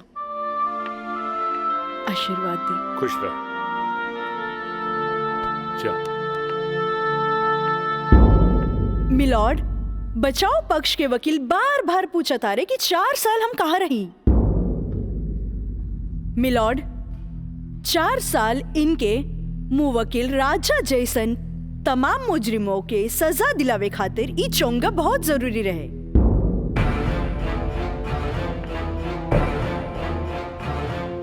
Mister Haider Kazmi साहब, अब समझ में आयल? कि 4 साल हम कहा रही कि और डिटेल बतावे के पड़ी। तो मिलॉर्ड, हम केस के स्टडी खातिर हमरा के कुछ समय चाहिए। हाँ, कोर्ट इंस्ट्रक्ट करती है कि राजा की शादी रोक दी जाए जब तक कोर्ट का फैसला न हो जाए। बचाव पक्ष के वकील की रिक्वेस्ट पर यह कोर्ट मुअत्तिल की जाती है।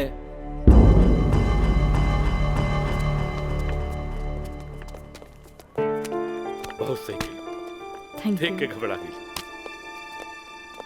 तुरंत चल गया। बहुत अच्छा। ए वकील साहब, कोर्ट से समय काहे ले लेनी हो? तका करती तू हमरा के बतेबो ना कैला कि लड़की खुद वकील बिया। अरे तो इससे आपके का फर्क पड़ी?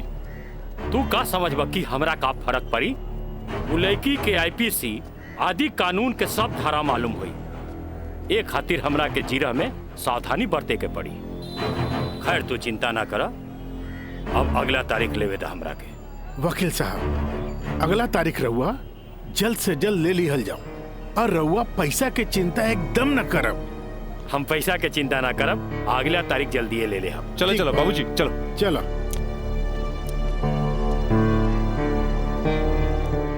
हेलो, हाँ, अब फिक्र करे के बात नहीं के। अरे तहार काम हो जाई, हम समझ गए नहीं, एकदम में समझ गए नहीं। हाँ,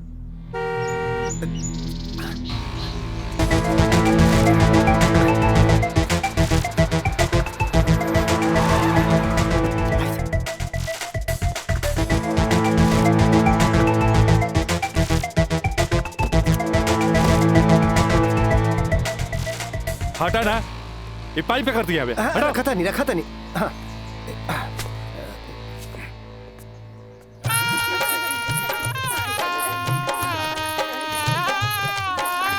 बंद करो इस नौटंकी, ये शादी ना हुई। अरे हटा सब, हटा। अरे ऐसे ना शुभ बात काहे करता रहा? हम सही कहा था नहीं भाई, अभी भी आना हुई। अरे ही का? अरे तो हर दिमाग खराब हो गई लड़का। बियाह करे से पहले हमरा से पूछ लेना रहा का? का जरूरत है ऐसा बियाह करे के? का करती? वैसे ना मानत रहे हम कानून से बच्चे के खातिर बियाह के नौटंकी कर देनी। जाके ओकरा बुला करके घर लिया बा। अरे बाबूजी, अगर ऐसा ला के खड़ा कहीं नू तो ऐसा कितना पतों से तारी घर भर जाई बुझाइल। तो फिर का करबा तू? अब हम देखे हमरा का करे के बा। बहुत हो गई। देखा देख रहा लू ना तू? एकर दिमाग चल गई बा।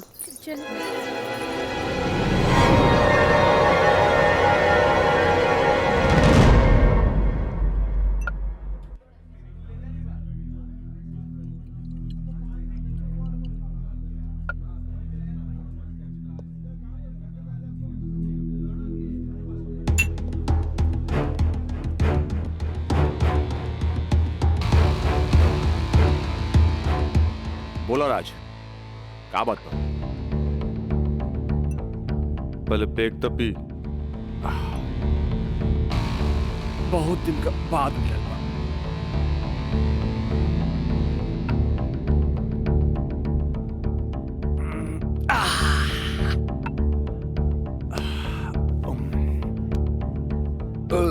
अब बतावा, का बात बा?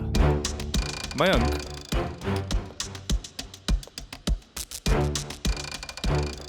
भाई तोरा अपन बयान बदले के पड़ी। एफिडेविट के बाद भी? दोस्ती खातिर।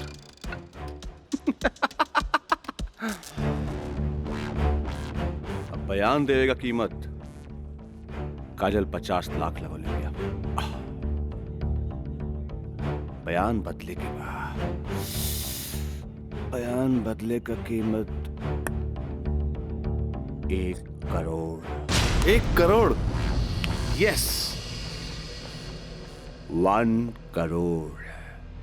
कहे से कि हमरा काजल से ब्याह करके सेटल भी होके के बाद, और हम तोरा जैसा अमीर त नहीं की।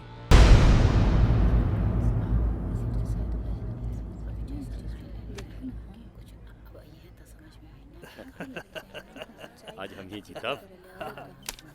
केस बहुत बढ़िया बा। Order order. बचाव पक्ष अपनी बात रख सकते हैं। योर ऑनर, बचाव पक्ष के हमार मुवक्किल राजा के हम कटघरा में बुलावल चाहब। ओके, यू कैन।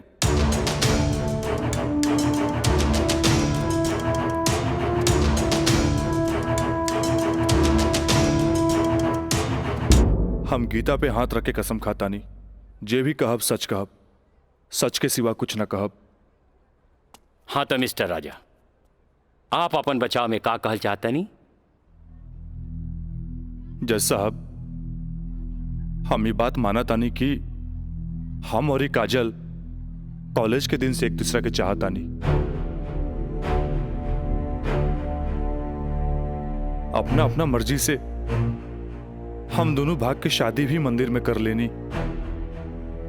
होटल के बिल और ही शादी के खर्चा कुछ ज्यादा हो गए रहे, यही से हमरा घर वापस आए के पड़ल। पर जज साहब, हमार इरादा बिल्कुल नेक रहे। हम सोचनी कि हम घर वापस आके अपना पिताजी से कुछ पैसा भी ले लहब और उनका के शादी के बारे में कुछ सच्चाई भी बता दे। जज साहब, हम बिल्कुल निश्चिंत रहे कि काजल के देख रेख ला वहां हमार जिगरी दोस्त मयंक तो बढ़ले बा। पर जज साहब, जब हम वापस लौट के गई नहीं था, वहां के नजारा देख के तो हमार होशे उड़ गई। जज साहब, हमार नई नवेली दुल्हन काजल हमारा जिगरी दोस्त मयंक के बहिया में गलबहिया खेलत रहे। I object milord. ई सरासर झूठ बोलत जा रहलन ह। Objection overruled. मिस्टर राज, आप अपना बयान जारी रखिए। जज साहब, तब खटाक से हमारा दिमाग में एक बात याद आ गई कि कॉलेज के दिन में हमार जिगरी दोस्त मयंक हमरा से बोले रहे कि वो काजल के पसंद करेला और काजल भी ओकरा के पसंद करेली।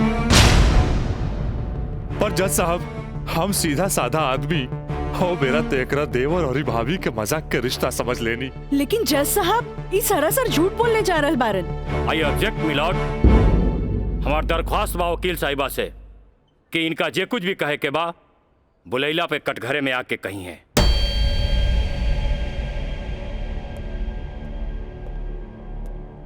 आप कंटिन्यू कर सकते हैं मिस्टर राज। जज साहब, कोई भी आदमी अपना बीवी के केहू दूसरा के बहिया में देखी तो ओकरा मन मस्तिष्क पर का गुजरी, ये आप अच्छे से समझ सकीले जज साहब। मिलॉर्ड, ई सरासर झूठ के पुलिंदा आपके सामने रखल जा रहल बा। कोर्ट के गुमराह करे की कोशिश कइल जा रहल बा। तया पानी ना कोर्ट के सही रास्ता दिखावे वाली। अरे घबराई ना, जल्दी ही रहुओ के बयान देवे के समय मिली।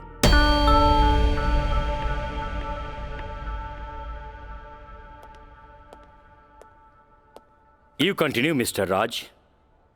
जज साहब, समय के साथ साथ हम तो अपना आप के समझा लेनी और एक बुरा सपना समझ के हम सब कुछ भूल के काजल के अपनावे खातिर भी तैयार रही। हम आज भी काजल के अपन धर्म पत्नी मानी ले, अपन धर्म पत्नी मानी ले हम काजल के। That's all, my lord। हम चाहत कि वकील साहिबा काजल सिन्हा के कटघरे में बुलावल जाए, वो भी वकील के तौर पर ना, मुद्दई के तौर पर। इजाजत है।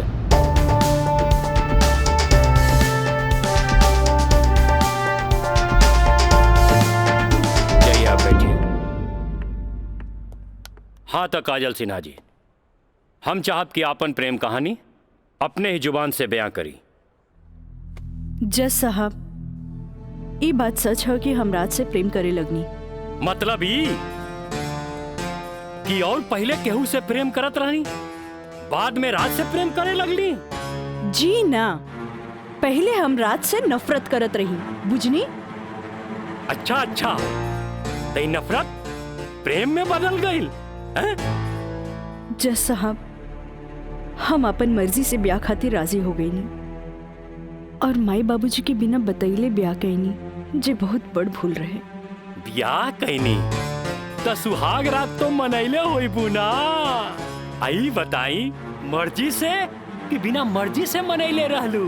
वकील साहब, दुनिया की हर लड़की जब अपन मर्जी से बिहाईली तो उस सुहागरात भी अपन मर्जी से ही मनावेली। ना, हम ए से पूछत रही कि जब सुहाग रात मनावत रहलू तब बगल के कमरा में राज के दोस्त मयंक रहलन ना। तका भइल, मयंक के हम शुरू से देवर के तौर पे देखत रही। अरे देखत भी रही कि मानत भी रही? मानत भी रही वकील साहब, मानत भी रही। जज साहब, यहाँ तक की कहानी तो महज एक कहानी बा जे हर लड़की के जीवन में आवेला। बाकी सेक्शन 420 तो यहाँ से शुरू हो गई कि एगो पति विश्वास में लेके अपन पत्नी के देवर के संगे छोड़ के चल जाला और उहे देवर अपन भाभी के इज्जत के तार तार करे में हर मुमकिन कोशिश लगा देला। बेचारी औरत कैसे भी अपन इज्जत और जान बचा के भाग चलेली और फिर पति मिल जाला और वही कहला कि जे कुछ भी भइला ओकर नाम अब तू रेप तो ना दे सकेलू, काहे कि वो शादी के बाद भइला।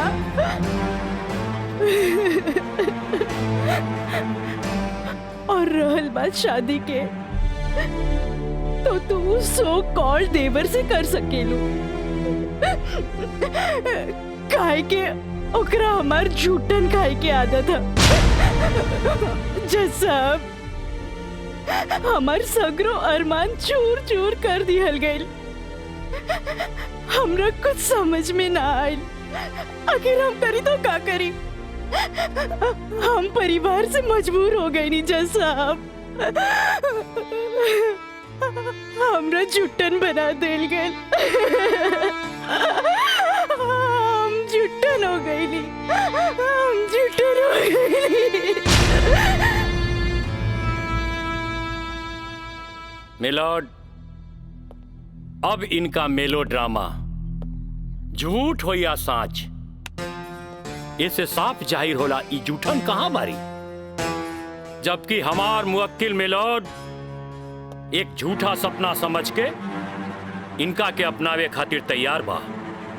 इतना ही ना मिलॉर्ड, हमार मुवक्किल के पिताजी जगदम्बिका पाल जी एक लिखित बयान में मिलॉर्ड इनका के बहू बनावे खातिर तैयार बाड़े। इली काजल, जबकि राज, उसके परिवार और यहाँ तक कि उसके पिता भी तुम्हें एक्सेप्ट करने के लिए राजी है, फिर तुम्हें क्या प्रॉब्लम है?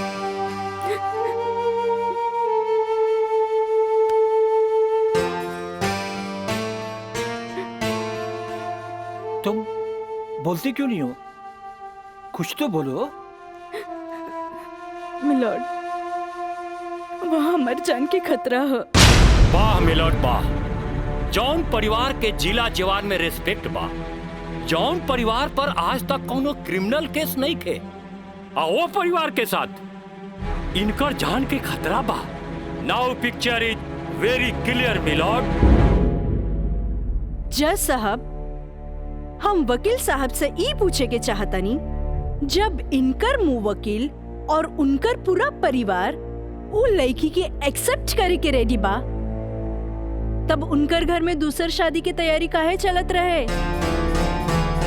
हमरा त लागता कि ई लोग कानून के अंधा समझ के ओके बेवकूफ बनावे चलल बा। आज के लिए कोर्ट मुअत्तल की जाती है। The court is adjourned for further dates.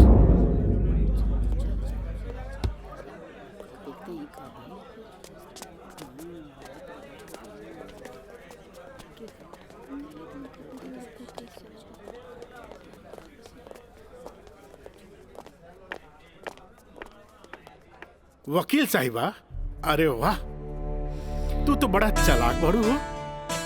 Affidavit करवा के मयंक के तू अच्छा यूज कैलू। आपके के कह दलस कि कोई वकील के सबूत इकट्ठा करे खातिर चालाक ना होके के चाहिए? बाकी चालाकियों में भी हम तोहर बापे निकलब। और अगला डेट में दूध में ऐसा पानी मिलाई देखते रह जाओ। चलो बाबूजी। देखो काजल जी, कल कोर्ट में उनके वकील ने जो बहस की, ये एक केस है 99 दिल्ली का। तुम्हारे केस से बहुत कुछ मिलता जुलता है। जी सर। और इसमें उसके पक्ष में फैसला हुआ था। मैं इसको अंडरलाइन कर दे रहा हूँ। ओके। हाँ। तो ये पॉइंट जो है, ये पॉइंट ध्यान से पढ़ लेना। जी सर। और कल तुम्हारी बहस में ज्यादातर ये बातें होनी चाहिए। ओके। समझ गई ना मिथिलेश? जी। थोड़ा ध्यान रखना, ये सारे पॉइंट्स इसके दिमाग में बैठ जाने चाहिए, क्योंकि सारी बहस इसी पर होनी है। जी। कल की बहस बहुत इंपॉर्टेंट है। जी सर। ये बुक ले जाओ, अच्छी तरह से इसकी स्टडी कर लेना। जी सर। ठीक है, जाओ बेटा। Thank you sir. God bless.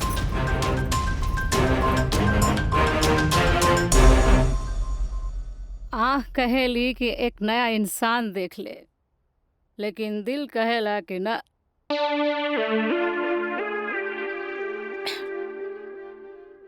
कि वह शख्स एक दिन लौट के जरूर आए।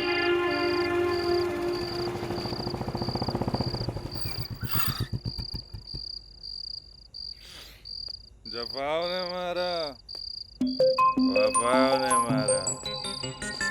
निराली, अरे निराली, मुझे तेरी अदाओं ने मारा।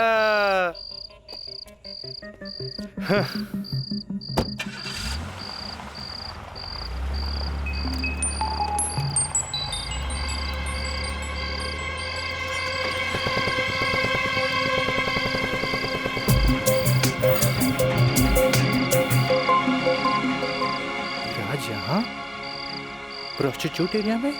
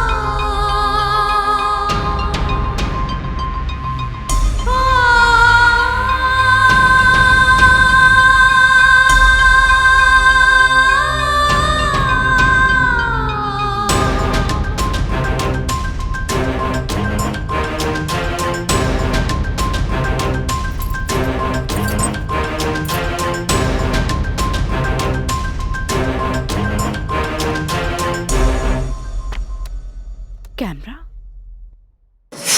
अब जाए भी और जल्दी आई। ठीक बात।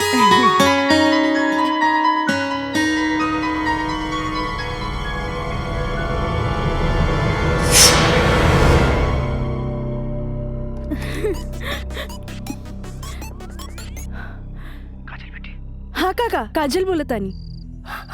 काजल बिटिया, काम हो गई। काम हो गई काका? जल्दी से 3 कोनवा पर आ जा। ठीक है काका, आवतानी। का बात है? केहू देखत तो नहीं खे? इला तार दिहल कैमरा और ई रहल कैमरा के चिप। बिटिया हे भगवान, बहुत बचपुचा के आइल बानी ताकि केहू के शक ना हो। थैंक यू काका। अरे रीका बिटिया, देखा बिटिया, भगवान के घर में देर होला, अंधेर नहीं खे, और भगवान तारा बहुते कामयाबी दी है। अच्छा बिटिया जी। अच्छा अच्छा बेटी हम जाता नहीं। ठीक बा।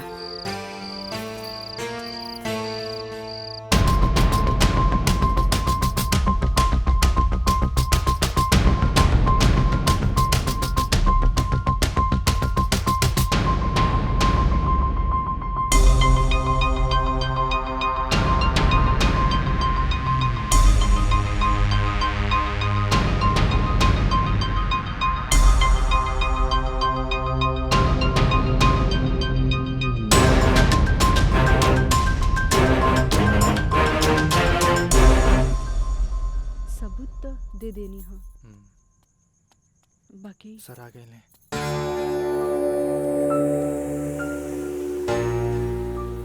प्रणाम सर। खुश रह काजल। वो लोग समझ ले रहन की तमाशा होई, बाकी तू चुप रह के बाजिए पलट देलू हैं। तू जौन भी सबूत हमरा के देले रहलू हम सब स्टडी कर ले बहुत सही है। I am proud of you बेटा। Thank you sir. God bless you.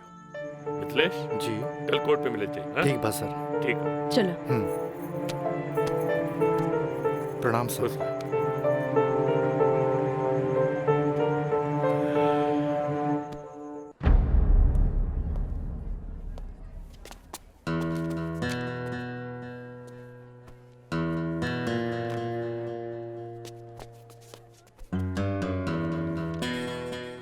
अदालत की कार्रवाई शुरू की जाए। जा बेटा।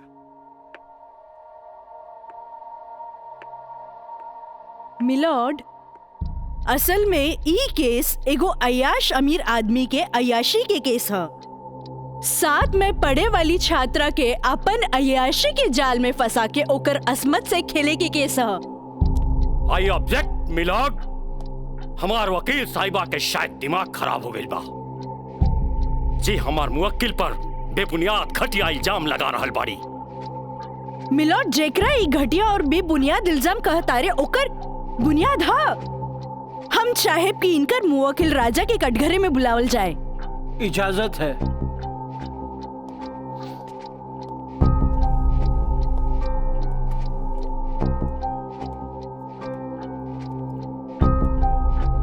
जज साहब, ई उहे आदमी है जे लड़की के चाय के कुर्बा समझेला, जेके पिया और फेंक द। इनकर अयाशी के सबूत के तौर पर हम अपन एगो गवाह पेश करे के चाहतानी। इजाजत है। Thank you.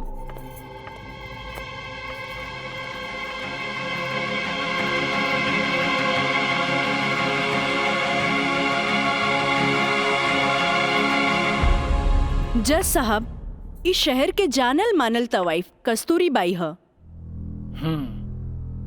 हाँ तो कस्तूरी बाई, ई जे सामने कटघरा में खड़ा बाड़न, का आप इनकरा के पहचाने ली? अरे इनकरा के कैसे ना पहचाने? ई तो हमार पुराना ग्राहक राजा हवन। Good, thank you. अब जा सकेनी। हाँ तो जज साहब। I object milord. हमार वकील साहिबा हमार पर्सनल क्लाइंट के केस के रुख के बदलल चाहता रही। आखिर केस के ई बात से का वास्ता? वास्ता हाँ जज साहब, वास्ता हाँ।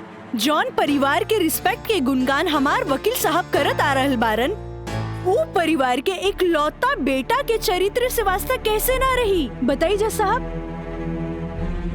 अब हम अपन अगला गवाह राजा के कॉलेज के प्रिंसिपल एनके गॉड के पेश करे के चाहतनी। इजाजत है। Thank you. प्रिंसिपल श्री एनके गौड़ हाजिर हो।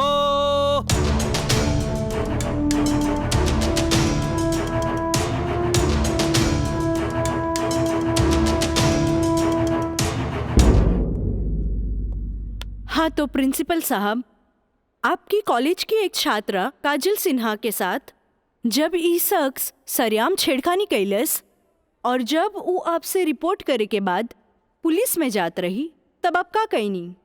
हम ओकरा के पुलिस में जाए से रोकनी और आज के हिदायत देनी कि आपन आदत से वो बाज आवे, काहे कि हम ना चाहत रही कि रसूखदार परिवार पर कोई आँच आवे। Thank you. नोट किया जाए मिलॉर्ड।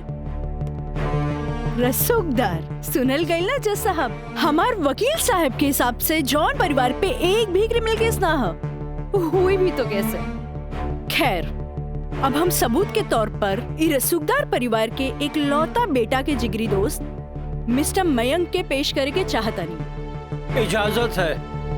गवाह मयंक हाजिर हो।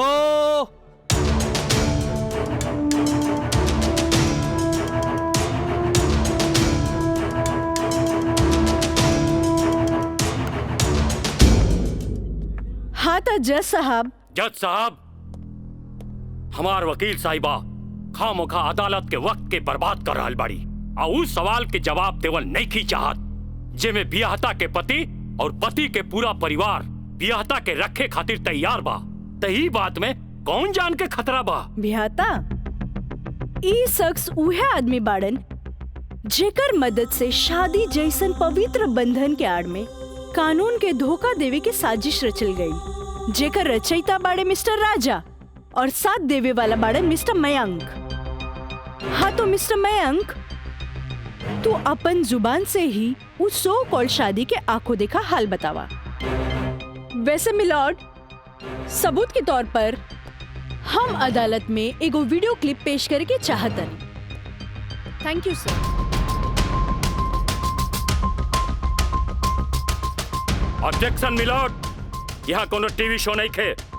अखामोखा वकील साहिबा हमनी के और अदालत के वक्त के बर्बाद कर रहल बाड़ी।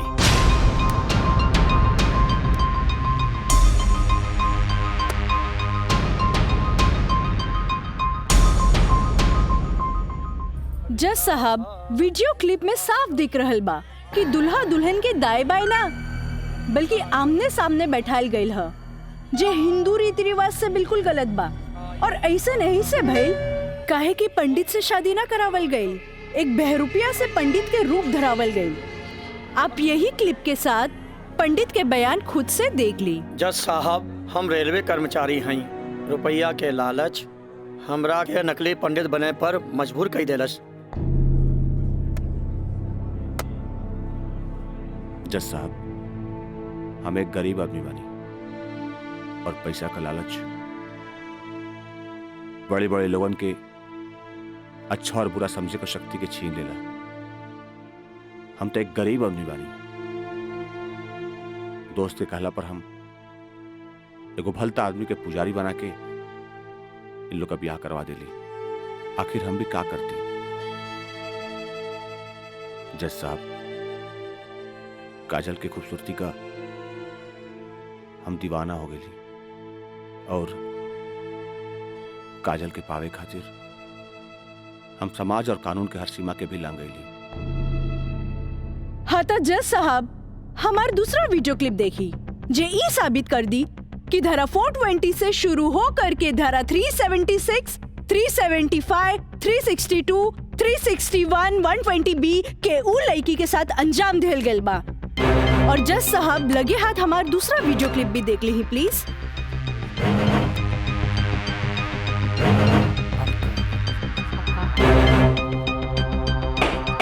Order order. अरे हटाओ, हटाओ, हटाओ। हम सही कहा था नहीं भाई, अभी बियाह ना हुई। तोहरा के बियाह करे के कौन कहले रहे? तो का करती? वैसे ना मानत रहे तो हम कानून से बचे के खातिर बियाह के नौटंकी कर देनी। जाके ओकरा बुला के घर लिया। अरे बाबूजी, अगर ऐसे ला के खड़ा गई नू तो ऐसा कितना पतों से तारी घर बढ़ जाई बुझाई।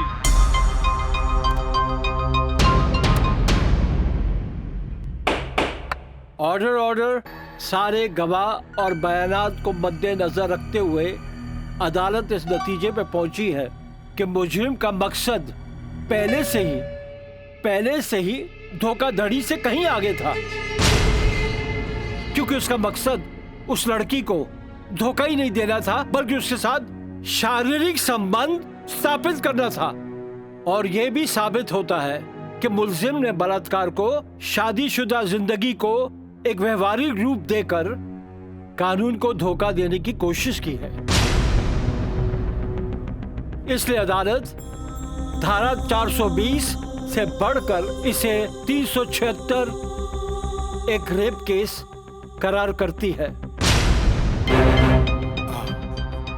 और साथ ही महंग को इस अवैध कार्य में साथ देने के लिए धारा 120 बी को अदालत मुकर्रर करती है। धारा 376 के तहत मुलजिम राजा सिंह को 9 साल एवं उसके साथी मयंक को धारा 120 बी के तहत 4 साल बामुशक्कत कारावास की सजा देती है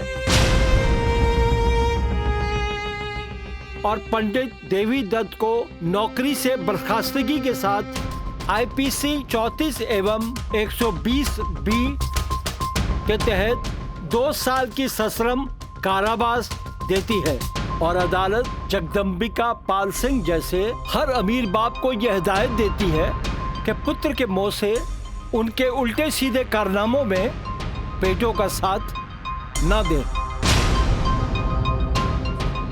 और इन्हीं फैसलों के साथ अदालत आज बर्खास्त की जाती है। Thank you.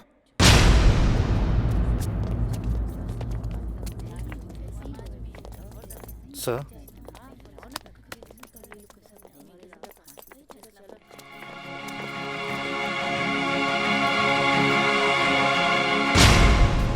ए बेटा, हम तोरा बिना हम कैसे जियब रे? ए बाबूजी हम आज बात जान गए नहीं कि झूठ कितना भी ताकतवर क्यों ना होके सच के आगे हमेशा छोट पड़ जाला। एक औरत अगर अपना आदमी के बना सकेली तो वह औरत अपना आदमी के बर्बाद भी कर सकेली। बाबूजी हम कबो औरत जात की इज्जत ना कईनी, उनका के अपना पाव के जूती समझनी, पर हम भूल गए रहनी की जन धन दौलत पे हम इतना घमंड करे ले। बाबूजी वो तो एगो लक्ष्मी के रूप है। बाबूजी हमारी गलती माफी के लायक तो नहीं खे, पर हो सके तो हमरा के माफ कर दे। बेटा, तुहारी पश्चाताप के आंसू में तुहार पाप सब धुल जाई रे। चलिए इंस्पेक्टर साहब। Kajal, congratulation, I am really proud of you.